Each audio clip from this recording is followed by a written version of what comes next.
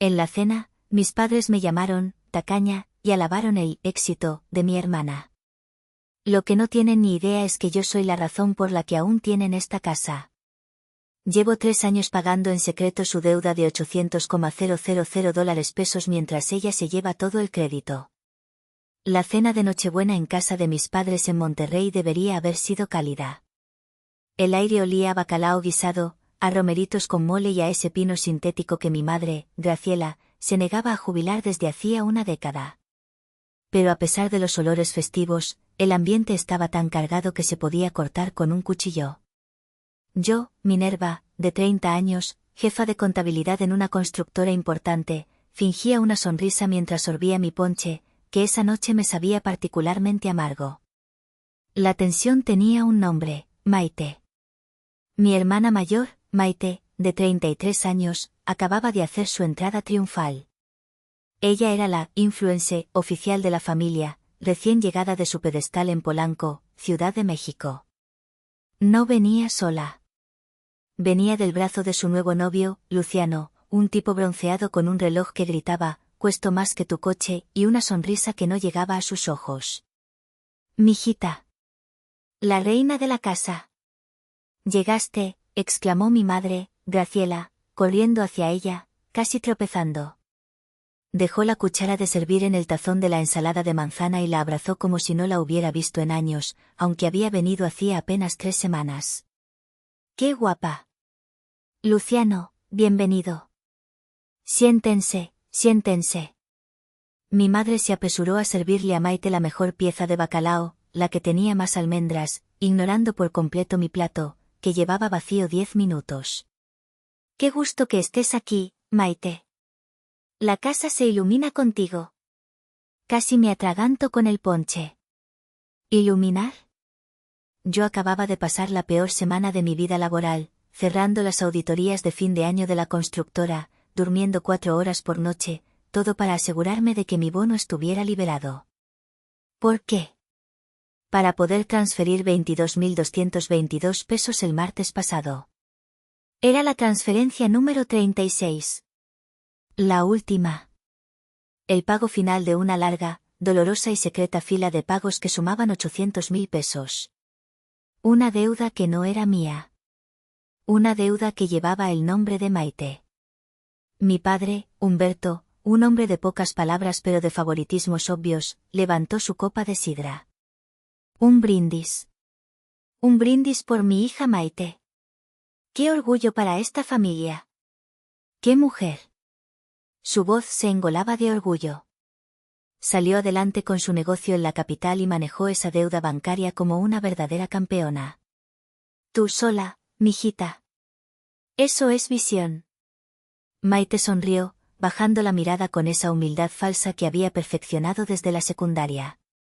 Ay, pa. No fue nada. Solo negocios. Ya sabes, cosas de emprendedores. Cosas de emprendedores, repetí en mi mente. Sentí que el estómago se me revolvía. ¿Tú, sola? ¿No fue nada? Yo había sacrificado mis ahorros, mis vacaciones, mi tranquilidad y el enganche de mi propio departamento para mantener a flote esa mentira. Llegó la hora de los regalos. Maite, en un gesto de magnanimidad calculada, carraspeó para llamar la atención. Les entregó a mis padres un sobre brillante y grueso. Ábranlo, dijo con una sonrisita. Graciela y Humberto lo abrieron. Eran boletos de avión y una reservación. Un viaje. A la Riviera Maya, gritó mi madre. Maite, por Dios. Todo pagado, en un resort de 5 estrellas. Lloraron de felicidad. Los abrazos fueron largos y ruidosos. Qué generosa, mi reina, decía mi padre. Luciano aplaudía, complacido. Luego, inevitablemente, todos los ojos se posaron en mí. Tragué saliva. Yo, que vivía con el presupuesto ajustado al centavo precisamente por culpa de Maite, les entregué mi regalo en una simple bolsa de tienda departamental. Bueno, yo. Lo abrieron. Es una póliza de gastos médicos mayores. La mejor que pude encontrar. Tiene cobertura amplia, dental, y paga directo en hospital. Cubre todo, por si acaso, ya saben, por la presión de papá. El silencio fue incómodo. Mi padre asintió lentamente, sin mirarme. Ah. Gracias, Minerva. Siempre tan práctica. Fue mi madre quien asestó el golpe final. Suspiró, un suspiro largo y decepcionado. Dejó mi regalo en el suelo, al lado de su silla, mientras sostenía el sobre de Maite contra su pecho. Me miró fijamente. Ay, Minerva. Deberías aprender de tu hermana. ¿Ves? Exitosa y generosa. Siempre pensando en grande, en disfrutar la vida. Deberías aprender de ella. Su voz se afiló. No seas tan tacaña, mijita. Ganas bien en esa constructora, ¿para qué guardas tanto esa lana? ¿La vas a enterrar contigo? Tacaña. Esa fue la palabra. La palabra que rompió el dique que llevaba 3 años conteniendo la presión. Puse mi copa en la mesa. No la azoté, la puse con una deliberada y fría lentitud. El clac del cristal contra la madera sonó más fuerte que un grito en el silencio que se había formado. Luciano, el novio, me miró con una ceja levantada, divertido, como si viera a una niña hacer un berrinche. Maite me miró con esa falsa lástima que yo tanto odiaba. ¿Tacaña?, repetí, mi voz sonando extraña, plana, irreconocible. Tienes razón, mamá. Es verdad. No puedo ser tan generosa como ella. Humberto frunció el ceño. ¿Qué quieres decir? Quiero decir, dije, girándome lentamente para ver a Maite, que es muy fácil ser generosa cuando alguien más paga tus cuentas. Estoy demasiado ocupada pagando sus deudas. Humberto palideció visiblemente. ¿Deudas? ¿Qué deudas? Maite pagó sus deudas. Me puse de pie. Sentí como la sangre me hervía en las venas, un calor que subía por mi cuello hasta mi cara. Mis manos temblaban, no de miedo, sino de pura furia acumulada. Me llaman tacaña, y alaban el éxito de mi hermana. Mi voz subió de volumen, resonando en el comedor y haciendo que mi tía Pilar, que estaba en la cocina, se asomara.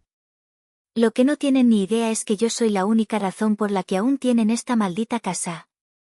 Llevo 3 años, 36 meses, pagando en secreto la deuda de 800.000 pesos de su hija exitosa, mientras ella se lleva todo el crédito. El rostro de Maite se descompuso. El color desapareció de sus mejillas, dejándola con un tono ceroso. Minerva, siseó mi padre, ahora lívido, ¿qué locuras estás diciendo? Cállate. Estás arruinando la Nochebuena. ¿Locuras? Reí, una risa seca, sin nada de alegría. Oh, no, papá. Apenas estoy empezando. El silencio absoluto que cayó sobre la mesa fue ensordecedor. Me transportó. Me recordó que, en realidad, siempre había sido así. Desde que tengo memoria, yo he sido la sombra, la invisible, la práctica, y Maite ha sido el sol, la estrella, la que se lleva los aplausos. Mi mente voló a cuando yo tenía 8 años y Maite 10. Estábamos jugando, a las escondidas, en la sala, a pesar de que mi madre nos había prohibido correr ahí. Maite, tratando de hacer una pirueta para impresionarme, se tropezó con la alfombra y golpeó la repisa de caoba donde mi madre guardaba sus tesoros. El jarrón de talavera favorito de mi abuela, una pieza azul y blanca carísima, cayó al suelo y se hizo 1000 pedazos. El sonido fue como una explosión. Maite se quedó paralizada, con los ojos abiertos como platos. Cuando escuchamos los pasos furiosos de mi madre subiendo la escalera, Maite rompió a llorar. Pero no eran lágrimas de arrepentimiento, eran de miedo. Fue ella, gritó Maite, señalándome. Minerva me empujó. Me empujó. Mi madre entró como un huracán. Yo estaba demasiado sorprendida para hablar. ¿Empujarla? Yo estaba al otro lado de la habitación. Antes de que pudiera defenderme, mi madre me tomó del brazo con una fuerza que me asustó. Minerva. Sabía que eras tú, siempre tan torpe y descuidada. Mira lo que hiciste. El jarrón de tu abuela. Mientras mi madre me gritaba, pude ver por encima de su hombro cómo Maite se secaba las lágrimas falsas, y en su rostro se dibujaba una sonrisita triunfante. Yo me quedé callada. No dije nada. Acepté el castigo. Me quedé sin ver televisión un mes. Ese día, sin darme cuenta, acepté mi papel. Yo sería la reparadora, la que absorbía los daños, la que arreglaba los desastres de Maite para mantener la paz. Y así continuó. El patrón se repitió una y otra vez. Cuando Maite tenía 17, tomó el suru familiar sin permiso para ir a una fiesta. Me despertó a las 3 de la mañana, llorando. Mini, por favor, ayúdame. Se ponchó una llanta y raspé la defensa. Papá me va a matar. Tuve que mentirle a un vecino para que me llevara, cambiar la llanta bajo la lluvia y luego, al día siguiente, usé mis ahorros de mi primer trabajo de verano para pagarle a un ojalatero y que reparara el raspón en secreto. ¿Qué dijo Maite? No te preocupes, papá, tuvo un problemita el coche pero yo misma lo arreglé. Maite era la bonita, la popular, la creativa. Quería estudiar diseño de modas en una universidad privada carísima en la Ciudad de México. Mis padres vendieron ese mismo suru y pidieron un préstamo a un tío para pagar su colegiatura y su departamento de lujo en la Condesa. 2 años después, yo, la lista, la callada, la de los números, entré con el mejor promedio a Contaduría Pública en la UANL, la Universidad Autónoma de Nuevo León. Una escuela pública de excelencia. ¡Qué orgullo, Minerva!, me dijo mi padre en esa ocasión, dándome una palmada en la espalda. Sabíamos que lo lograrías. Eres tan inteligente que seguro puedes sola con la beca y un trabajito, ¿verdad? ¿Es qué? Maite nos necesita más. Sus materiales son carísimos. Asentí, con un nudo en la garganta. Por supuesto. Maite siempre necesitaba más. Así que, mientras Maite publicaba fotos de sus fiestas en terrazas y sus proyectos creativos, yo pasaba mis noches trabajando doble turno en un Oxxo bajo las luces fluorescentes, oliendo a café quemado y hot dogs rancios. Los fines de semana, daba asesorías de contabilidad a estudiantes de primer año que no sabían distinguir un activo de un pasivo. Todo para pagar mis libros, mi transporte y mis copias. Cuando finalmente me gradué con honores y conseguí trabajo en una de las firmas contables más grandes de Monterrey, llamé emocionada a casa. «Qué bueno, mijita», me dijo mi madre, Graciela, con un tono distraído que me rompió el corazón. Hablando de trabajo, ¿qué crees? Maite va a abrir su propia boutique. En Polanco. ¿Te imaginas? Nuestra hija, dueña de un negocio en la zona más cara de México. Esa sí es visión de negocios. Colgué el teléfono sintiendo ese vacío familiar en el estómago. Unos años después, gracias a mi disciplina y mi trabajo implacable, me ascendieron a jefa de contabilidad en la constructora. Un puesto enorme para alguien de 30 años. ¿La reacción de mi familia? Ah, qué bien, Mini. Oye, ¿no quieres ayudarle a Maite con sus impuestos? Anda muy ocupada con sus diseños nuevos. Maite siempre despreció mi trabajo. Ay, Mini, qué aburrida tu chamba. Números y números. Qué flojera. Tienes que vivir con pasión, como yo, me decía por teléfono, mientras yo revisaba proyecciones financieras de millones de pesos. Y siempre, la llamada terminaba igual: oye, hermanita, ¿no me prestas 5.000? ¿10.000? Es que un proveedor se atrasó. Te los pago la próxima semana. Nunca los pagó. Estaba acostumbrada a que me ignoraran. Estaba acostumbrada a que me menospreciaran. Estaba acostumbrada a ser la reparadora invisible. Pero lo que descubrí hace 3 años, eso no era menosprecio. Eso no era un favoritismo simple. Eso era una estafa a un nivel que nunca creí posible, y yo había caído de lleno. La verdadera pesadilla, la que me tenía ahora de pie gritando en la cena de Nochebuena, comenzó hace exactamente 3 años. Yo tenía 27 años y mi vida, por primera vez, parecía ir en la dirección correcta. Acababa de recibir mi fondo de ahorro anual y un bono de desempeño considerable en la constructora. Juntaba 100.000 pesos en mi cuenta de ahorros. 100.000. Estaba eufórica. Era el enganche. El enganche para mi primer departamento. Ya no tendría que rentar.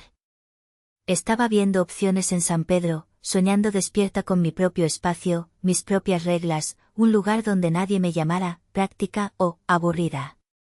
Fue un sábado.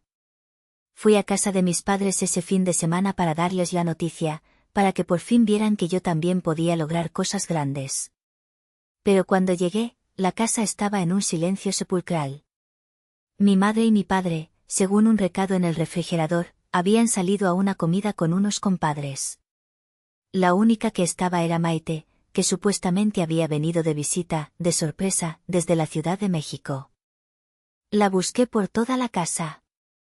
La encontré en el patio trasero, no con el teléfono en la mano tomando selfies para su Instagram, sino hecha un ovillo en una silla de jardín, temblando como una hoja. Estaba pálida, con el maquillaje corrido y los ojos hinchados de tanto llorar. ¿Maite? ¿Qué pasa?, pregunté, y mi estúpido instinto de reparadora se activó de inmediato. El corazón se me aceleró. Ella saltó, asustada, como un animalito culpable. Trató de esconder un sobrearrugado de BBVA bajo un cojín. ¿Qué haces aquí, Minerva? Me asustaste. No te oí llegar. ¿Qué es eso?, insistí, mi voz de contadora saliendo a flote. Señalé el sobre. Fue entonces cuando se derrumbó. No fue un llanto bonito de influencer. Fue un llanto feo, gutural, desesperado. La verdad salió a borbotones, tropezada, caótica.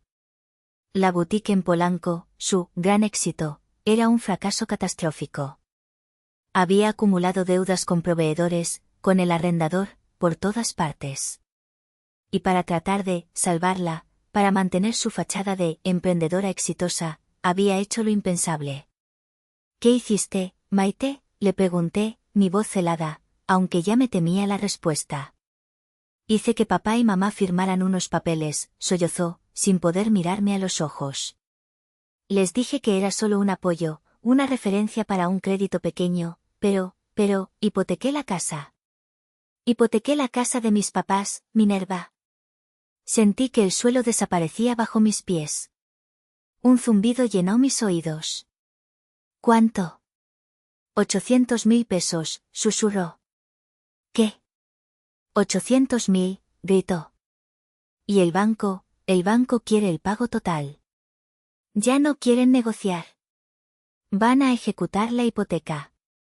Van a quitarles la casa en 30 días. Y es mi culpa. Mi primera reacción fue furia pura. Blanca. Caliente. ¿Cómo pudiste hacerles esto? ¿Se lo vas a decir ahora mismo? No, gritó, y se lanzó de la silla para arrodillarse frente a mí, aferrándose a mis piernas con una fuerza desesperada. No, Minerva, por favor. Te lo ruego. Tú sabes cómo está papá de la presión. Tú sabes que el doctor le dijo que 0 estrés. Si se entera de esto, si descubre que le quité su casa, la única cosa por la que ha trabajado toda su vida, le va a dar un infarto. Te lo juro. Lo vas a matar, Minerva. Y mamá no lo va a soportar. Se va a morir de tristeza. Me sacudí de su agarre, temblando yo también.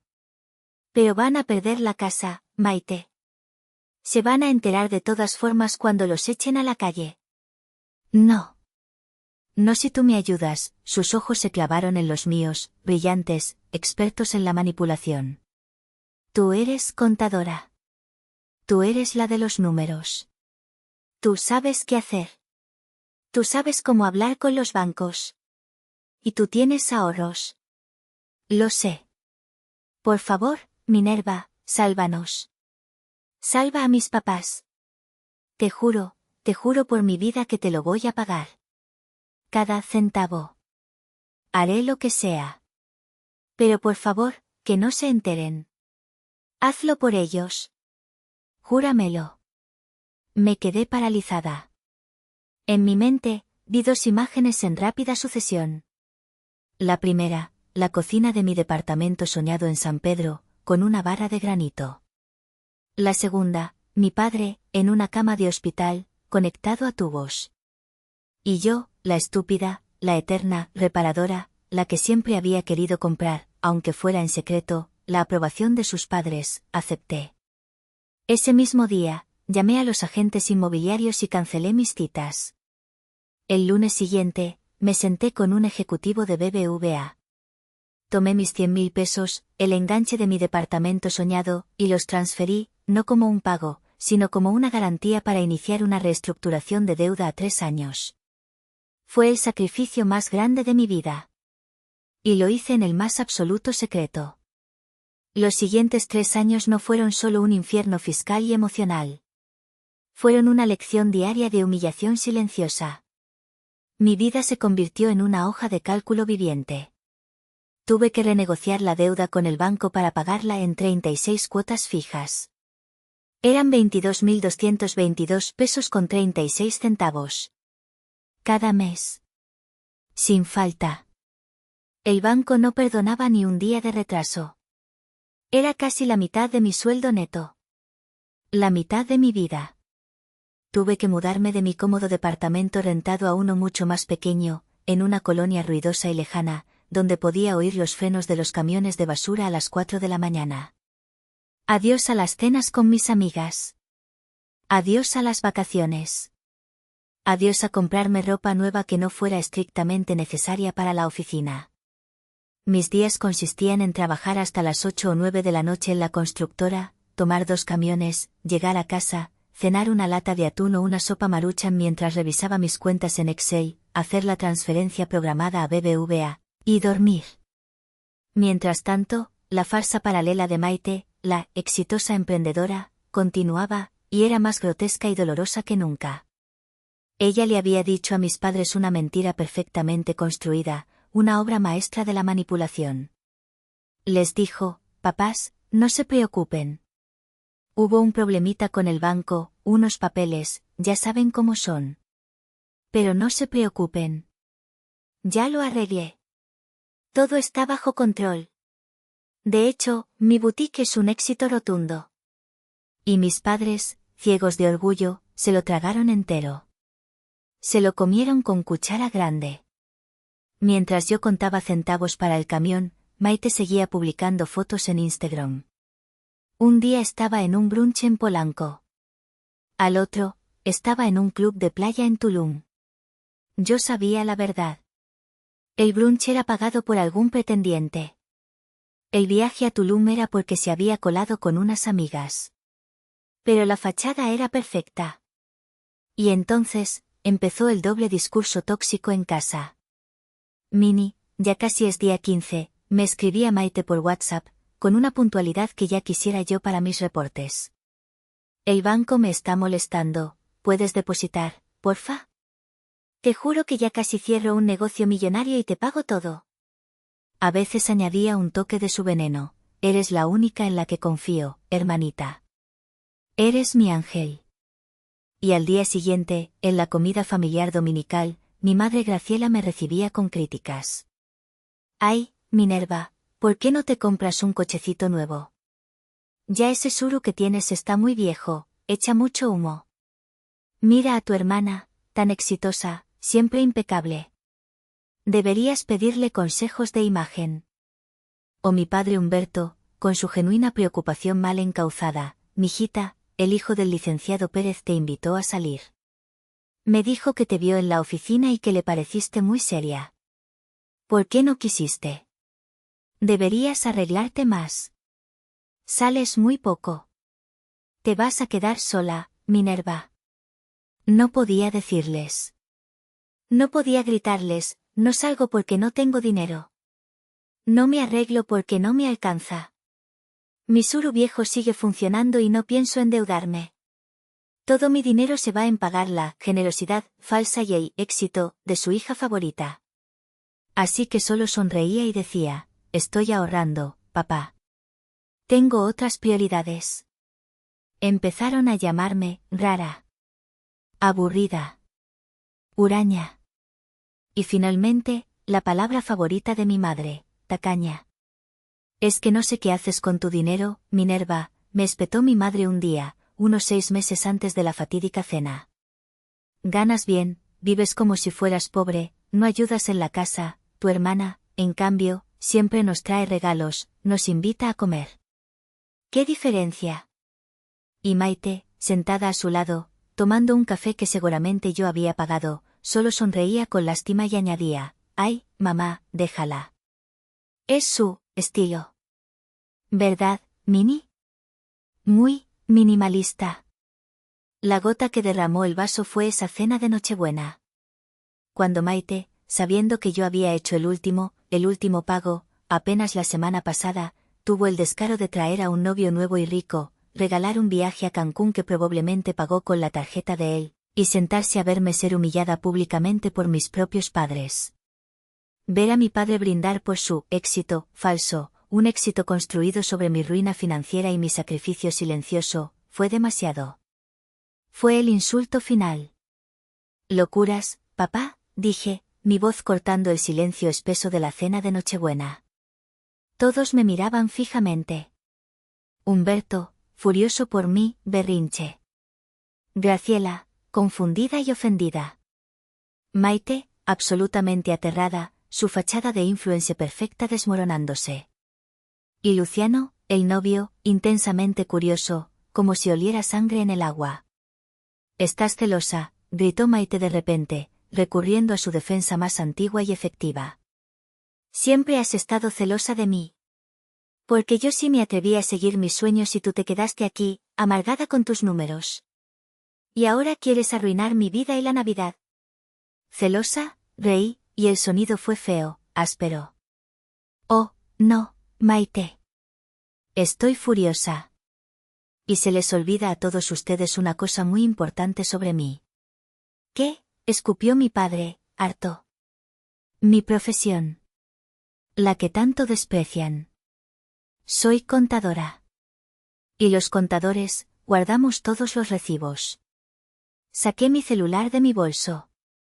La calma metódica con la que lo hice pareció asustarlos más que mis gritos. Abrí mi aplicación de BBVA. La aplicación que había sido mi cárcel personal durante 3 años. Miren, puse el teléfono en el centro de la mesa, bajo la luz del candelabro. Aquí está. Transferencia SPI. Programada. 22.222 pesos con 36 centavos. Deslicé el dedo por la pantalla, mostrando el historial. Pagada el día 15 de cada mes. Durante 36 meses. Aquí está el primero, hace 3 años. Y aquí está el último, pagado el martes pasado. ¿Ven el beneficiario? Cuenta de préstamo número 45B, BBVA. ¿Y el concepto? Lo escribí yo misma para no olvidarlo, pago préstamo Maite, punto. Mi madre ahogó un grito y se llevó la mano a la boca. Mi padre se quedó sin aliento, su rostro pasando del rojo al gris. Pero eso no es todo, continué, mi voz volviéndose más fría, más precisa. También están mis favoritos, los mensajes de WhatsApp. Abrí la conversación fijada que tenía con Maite, esa que tenía el icono de no molestar. Luciano, tú que eres el invitado de honor, ¿quieres leerlos? O mejor lo hago yo, para que no haya dudas. Deslicé el dedo hasta el principio y empecé a leer en voz alta, mi voz clara y cortante en el comedor silencioso. 9:15 de la mañana, hace 2 años, Mini, ya casi es día 15. ¿Puedes depositar hoy? El banco me está molestando mucho. Te quiero. 3:30 de la madrugada, el año pasado, juro que este es el último mes que te pido. Ya casi cierro un negocio millonario y te pago todo junto. Palabra de hermana.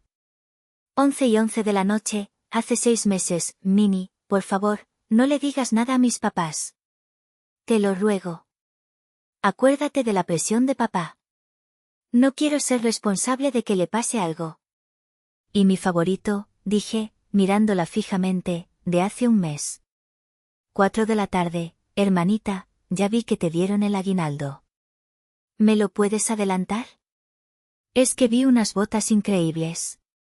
Y obvio te lo repongo. Con cada mensaje que leía, Maite se encogía más y más en su silla.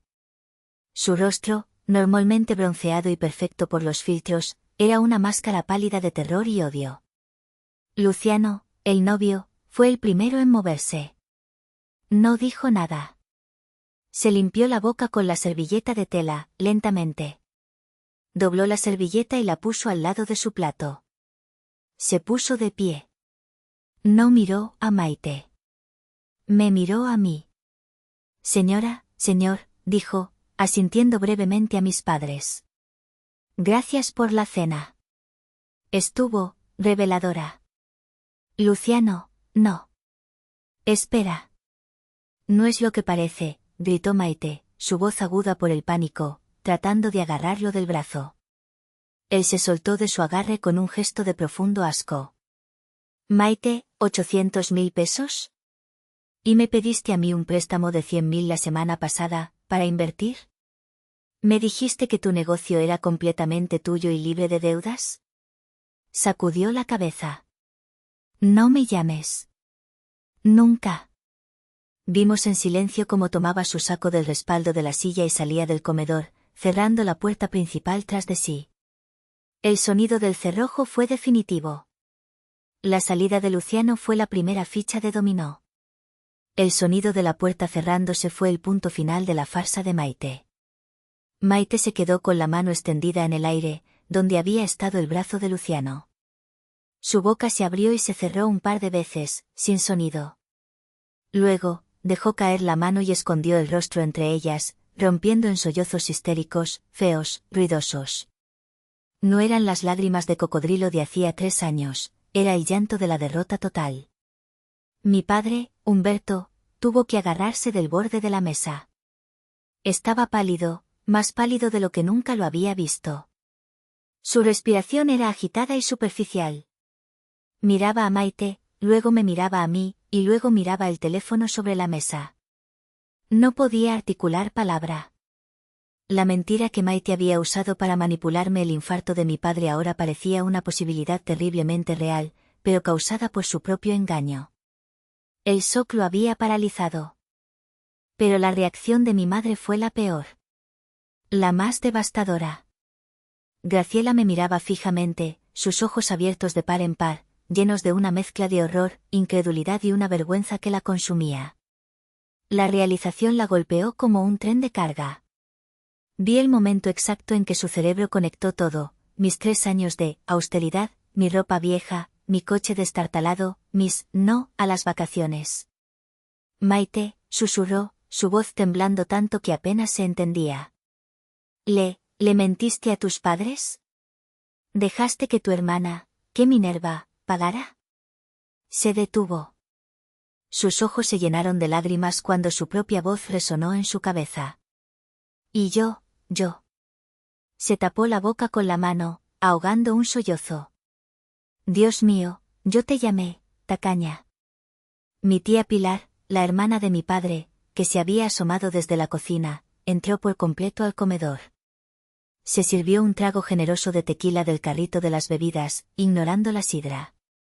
Se los dije, Humberto. Se los dije, Graciela, dijo con calma, tomando un trago. El teatro se cayó. Esa niña siempre fue puro cuento y ustedes de tontos se lo creyeron. Bien hecho, Minerva. Me puse de pie. Ya no temblaba. Me sentía, vacía, pero ligera. Como si me hubiera quitado un abrigo de plomo de 80 kilos. Tomé mi bolso. Se acabó, dije, mi voz firme por primera vez en años. Guardé este secreto durante 3 años para protegerlos a ustedes. Para proteger tu salud, papá. Para proteger tu tranquilidad, mamá. Pero no voy a permitir que me humillen por ello. Caminé hacia la puerta. Ya cancelé la transferencia automática. El pago de este mes fue el último. Sin embargo, añadí, disfrutando un poco el pánico en los ojos de Maite, quedaba un saldo pendiente de capital, más los intereses moratorios que se generaron al principio. Unos 50.000 pesos, más o menos. Me detuve en el umbral y me giré para verlos por última vez, mi padre, mudo por el shock, mi madre, destrozada por la culpa, y Maite, llorando por haber sido descubierta. Dejen que, la hija exitosa, se encargue de eso. Justo antes de salir, miré directamente a mi madre, que no podía sostenerme la mirada. Ah, y mamá, soy tacaña, porque toda mi lana se fue en comprar la generosidad falsa y el éxito de tu hija favorita. Salí de la casa sin mirar atrás. El aire frío de la noche de Monterrey nunca se sintió tan bien, tan limpio. Escuché, a lo lejos, el primer grito de mi padre, un grito gutural de furia y decepción, dirigido por fin a la persona correcta, Maite. ¿Qué hiciste? La verdadera cena de Nochebuena apenas comenzaba para ellos. Las siguientes 2 semanas fueron un silencio sepulcral. Apagué mi teléfono. Bloqueé a Maite de todas partes. Me concentré obsesivamente en el cierre de año de la constructora. Mi tía Pilar fue la única que me envió un mensaje de texto: están como locos. Maite se encerró en su cuarto. Graciela no para de llorar. Humberto está furioso. Bien por ti, mijita. No contestes. Dales tiempo de asimilarlo. Y no lo hice. Me atrincheré en mi trabajo. Hasta que, un sábado por la mañana, 2 semanas después, tocaron a la puerta de mi pequeño y ruidoso departamento rentado. Eran mis padres. Se veían demacrados, como si hubieran envejecido 10 años en 2 semanas. Graciela tenía los ojos hinchados y rojos. Humberto parecía un fantasma, su habitual postura orgullosa reemplazada por hombros caídos. Minerva, ¿podemos pasar?, preguntó mi padre, su voz apenas un susurro. Los dejé entrar en silencio. Miraron alrededor de mi modesto departamento. Vieron los muebles usados que había comprado de segunda mano, la cocineta sin microondas, la pila de trabajo en mi escritorio. Vieron, por primera vez, no a la jefa de contabilidad, sino la vida real que yo había estado viviendo para salvarla de ellos. Mi madre tuvo que sentarse. Minerva, comenzó mi madre, y su voz se rompió al instante. Perdónanos. Hija, por favor, perdónanos. Estábamos ciegos. No, no teníamos idea. Maite, ella nos engañó a todos de una forma horrible. Lo sé, respondí fríamente, cruzada de brazos. Pero, hija, continuó mi padre, con la voz temblorosa de miedo. El banco sigue llamando. No dejan de acosar. Dicen que si no pagamos el saldo pendiente, los 50.000 pesos, antes de fin de mes, van a reactivar el proceso de ejecución. Maite, no tiene un centavo. Luciano la bloqueó. ¿Van a quitarnos la casa, Minerva? ¿Después de todo? Había miedo real, pánico, en sus ojos. Me miraban de nuevo como la reparadora. La única que podía solucionar el desastre. Suspiré. No se preocupen, dije, caminando hacia mi escritorio. Ya me encargué de eso. Ambos suspiraron aliviados. ¡Ay, hija! Sabía que, empezó mi madre, tratando de sonreír. La interrumpí. Fui al banco la semana pasada. Usé mi aguinaldo y lo que quedaba de mis fondos de emergencia. Pagué el resto de la deuda. El total. Los 50.000 pesos. Gracias, Minerva. Gracias, hija, lloró mi madre, intentando abrazarme. Puse una mano en alto para detenerla. No he terminado. Saqué un folder grueso y nuevo de mi portafolio. Pagué el saldo. Pero luego, hice algo más. Hablé con el gerente de cartera vencida. Y como yo era la que había pagado puntualmente por 3 años, y como el banco solo quería deshacerse de esa cuenta tóxica, les hice una oferta. Y compré la cartera. Se quedaron helados. ¿Qué significa eso?, preguntó mi padre, su mente de negocios tratando de alcanzarme. Significa, dije, poniendo los documentos sobre la mesa de centro, que la casa está a salvo del banco. BBVA ya no es el acreedor. Lo soy yo. La garantía, el pagaré, las escrituras en garantía, todo es mío. Legalmente, yo soy su nueva acreedora. Sus rostros eran un poema de confusión y miedo. Estas son mis condiciones, dije, entrando en mi modo de contadora. 1. Ustedes, papá y mamá, pueden vivir en esa casa, sin pagar renta, por el resto de sus vidas. Es su hogar. No los voy a echar. 2. Maite tiene 30 días para desalojar la casa. Se acabó. Que busque su propio lugar. 3. Maite me va a firmar este contrato de pago privado por los 800.000 pesos que yo pagué, más los intereses correspondientes. Si no lo hace, o si se atrasa en un solo pago, ejecutaré la hipoteca y venderé la casa. ¿Entendido? 6 meses han pasado desde esa conversación. Maite tuvo que salirse de la casa de mis padres. Fue un escándalo en la familia extendida, pero cuando mi tía Pilar contó la versión completa, todos se callaron. Maite tuvo que dejar su vida de influencer falsa en CDMX y consiguió una chamba de godín de 9 a 5, como asistente administrativa en una agencia de viajes. Odia su vida, pero cada quincena, me deposita mi pago. A regañadientes, pero paga. Sabe que no estoy jugando. Mis padres y yo tenemos una relación diferente. Es educada. Es respetuosa. Hay una nueva admiración en sus ojos que bordea peligrosamente el miedo. Han aprendido, a la mala, que los números no mienten y que la contadora, aburrida, era la única con un plan real. Mi madre ya no me llama tacaña, de hecho, ahora me pregunta consejos de inversión y me pide ayuda con sus estados de cuenta. ¿Y yo? Sin la carga de esa deuda, y con el ingreso extra de los pagos de Maite, mi cuenta bancaria se recuperó a una velocidad impresionante. Hace una semana, firmé las escrituras de mi primer departamento. No en San Pedro, como había soñado tontamente hace 3 años, sino algo mucho mejor, un penthouse en la zona de Valle Oriente, con una vista espectacular de todo Monterrey y el Cerro de la Silla. Anoche, estaba en mi nuevo balcón, que aún huele a pintura fresca, tomando una copa de vino, viendo las luces de la ciudad. Ya no soy la sombra. Ya no soy la tacaña. Ya no soy la reparadora.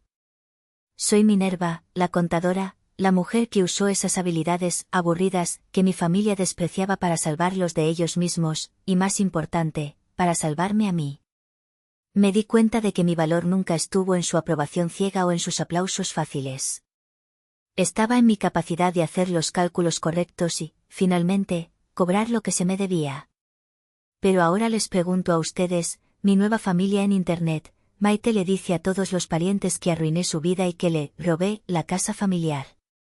Mis padres, aunque están agradecidos, me tienen un respeto que se siente como miedo. ¿Estuve mal en tomar control de la hipoteca y forzar a mi hermana a pagar por su engaño? ¿O fue la única justicia posible para 3 años de humillación y sacrificio secreto? Déjenme saber qué piensan en los comentarios.